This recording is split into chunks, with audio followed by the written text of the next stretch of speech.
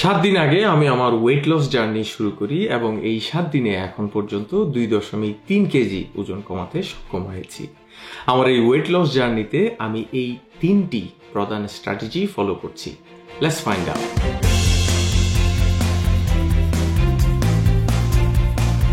28 মে আমি একটি Facebook status দিই যেখানে আমি বলেছিলাম আমি ওয়েট লস প্রোগ্রাম শুরু করতে যাচ্ছি। আমার তখন ওজন ছিল 89.1 কেজি।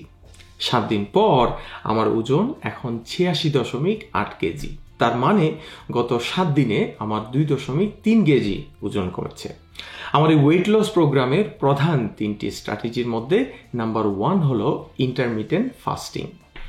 ইন্টারমিটেন্ট ফাস্টিং হলো আপনি 24 ঘন্টার মধ্যে শুধু একটা নির্দিষ্ট সময়ে খেতে পারবেন এবং বাকি সময়টা না খেয়ে থাকবেন। সেটা হতে পারে দিনের 8 ঘন্টা খাবেন, বাকি 16 ঘন্টা খাবেন না, অথবা দিনের 12 ঘন্টা খাবেন, বাকি 12 ঘন্টা খাবেন না। এখানে কোনো ধরাবাঁধা নিয়ম নেই, এটা আপনার ব্যাপার। আসল বিষয় হলো আমি এই সময়ে খাবো আর এই সময়ে খাবো না।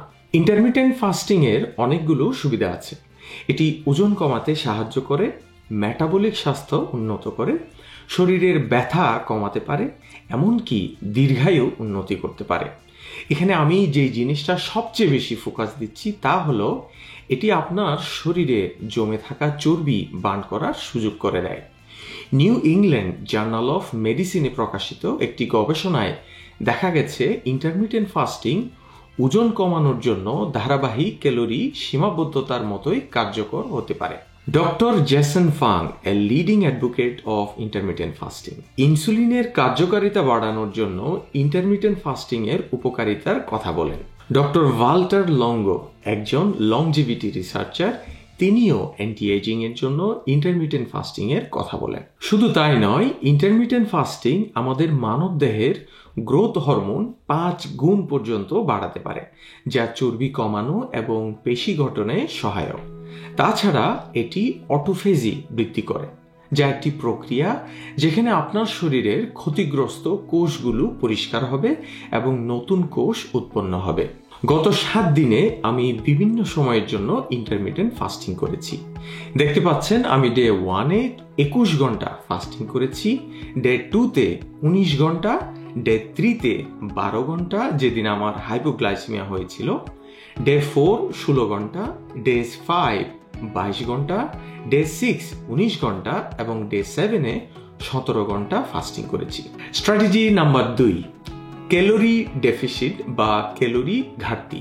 ক্যালোরি ঘাটতি তখন ঘটে যখন আপনি আপনার দৈনিক ক্যালোরি গ্রহণের চেয়ে বেশি ক্যালোরি ব্যয় করেন। সহজভাবে বলা যায় এটি একটি অবস্থান যেখানে আপনি আপনার শরীরের প্রয়োজনের তুলনায় কম ক্যালোরি গ্রহণ করছেন বা খেয়েছেন, ফলে আপনার শরীরে সঞ্চিত শক্তি বা চর্বি ব্যবহার হচ্ছে। উদাহরণস্বরূপ, যদি আপনার দৈনিক প্রয়োজন হয় 2000 ক্যালোরি এবং আপনি 1500 ক্যালোরির মতো খাবার খেয়েছেন, তাহলে আপনার ক্যালোরি ঘাটতি হবে 500 ক্যালোরি। এই 500 ক্যালোরি আপনার শরীরের চর্বি থেকে বার্ন হবে, তার মানে আপনার চর্বি কমবে। আসল লক্ষ্য হলো ক্যালোরি ঘাটতি তৈরি করা, যেখানে আপনি খরচের চেয়ে বেশি ক্যালোরি বার্ন করেন। This is Aamir Khan. Film দঙ্গলের জন্য আমির খানকে কুস্তিগির মহাবীর সিং জীবনের 2টি ভিন্ন চরিত্র অভিনয় করতে হয়েছিল।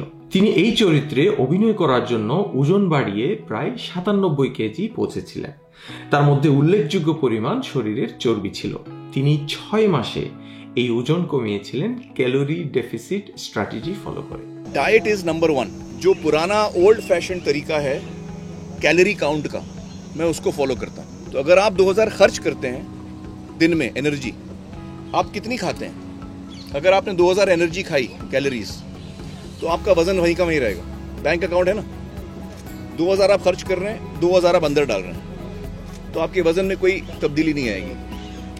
अगर आप खर्च 2000 कर रहे हैं और 1500 खा रहे हैं, তো 500 ক্যালোরি কা ঘাটা হর দিন হোগা। গত 1 সপ্তাহে আমি আমার দৈনিক ক্যালোরি গ্রহণ 1500 ক্যালোরির নিচে রেখেছি।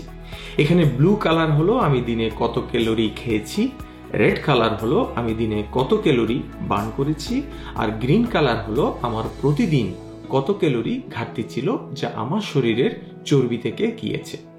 দেখুন, আমি শুরুর দিকে কম ক্যালোরি খেয়েছি, কিন্তু মনে হচ্ছিল আমি এনাফ নিউট্রিশন পাচ্ছিলাম না। তাই পরবর্তীতে ক্যালোরি ইনটেক একটু বাড়িয়ে নেই। তবে অন অ্যাভারেজ আমার দৈনিক 1500 থেকে 2000 ক্যালোরি ঘাটতি ছিল। তার মানে আমার 7 দিনে টোটাল 14,012 ক্যালোরি ঘাটতি হয়েছে। সাধারণত আনুমানিক 7,700 ক্যালোরি ঘাটতি হলে আপনার 1 কেজি ওজন কমবে। সেই ক্যালকুলেশনে আমার 1.81 কেজি ওজন কমানোর কথা। আমারও ঠিক সেরকম ওজন কমেছে, বরঞ্চ একটু বেশিই কমেছে। স্ট্র্যাটেজি নাম্বার 3, এক্সারসাইজ সম্পর্কে বলার কিছুই নাই, এটার উপকারিতা সবাই জানে। আমি আমার রুটিনে প্রতিদিনের ব্যায়াম অন্তর্ভুক্ত করেছি হাঁটা এবং দৌড়ানোর উপর ফোকাস করে। দেখুন, আমি প্রতিদিন অলমোস্ট 1000 কদমের উপরে হেঁটেছি, দৌড়েছি। এই গ্রাফটি হলো আমি প্রতিদিন কত কিলোমিটার কভার করেছি। অন অ্যাভারেজ আমি 8 থেকে 10 কিলোমিটার হেঁটেছি, দৌড়েছি। মাত্র 7 দিনে আমি 2.3 কেজি ওজন কমাতে পেরেছি। 89.1 কেজি থেকে 86.8 কেজিতে নেমে এসেছে। এছাড়াও আমি একজন টাইপ 2 ডায়াবেটিক হিসেবে আমার এভারেজ সুগার লেভেল একদম নর্মাল পর্যায়ে চলে এসেছে। সো এই হচ্ছে আমার ওয়েট লস জার্নির আপডেট। আশা করি আপনারা এই ভিডিও থেকে অনেক কিছুই জানতে পেরেছেন। আমার এই ওজন কমানোর যাত্রা কেবল শুরু হয়েছে, এখনো অনেকটা পথ বাকি। আশা করি আমি আমার লক্ষ্যে পৌঁছাতে পারবো। তাই সাথে থাকবেন, সুস্থ থাকবেন আর এই ভিডিওটি শেয়ার করবেন।